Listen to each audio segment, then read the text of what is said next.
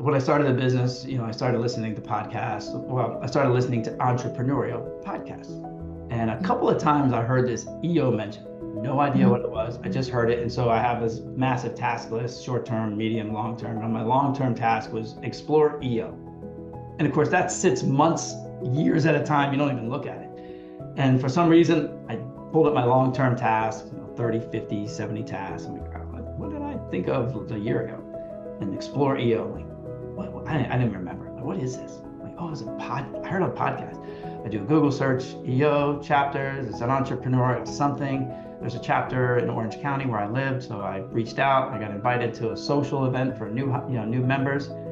And to me, it was like almost being back in a fraternity house in the United States where I went to college.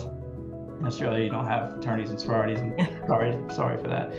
And so, but the people were so friendly, they were so engaged. And I said, well, what do you guys do? And they were telling me the different things that they did together. They had had dinner blindfolded. They had done some sensory deprivation, something else, ice bucket, something. They did this breathing exercise where they all held their breath for like 5 minutes. What?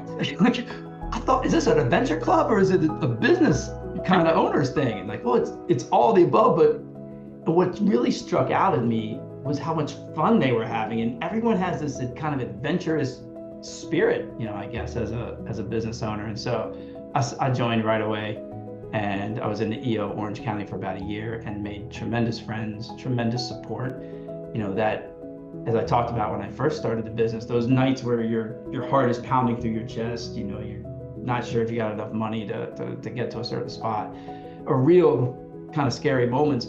And to be around people who have been through that, who go through that, who are there for you and can collaborate with you is just an experience that was so helpful for me. And I transferred to Sydney, Australia a year ago. I met you and lots of other people here in Sydney. Same thing. And what a amazing network to have moving to an entirely new country. So couldn't be more Yeah. grateful for the experience I've had, the people I've met, and helping me move to another country.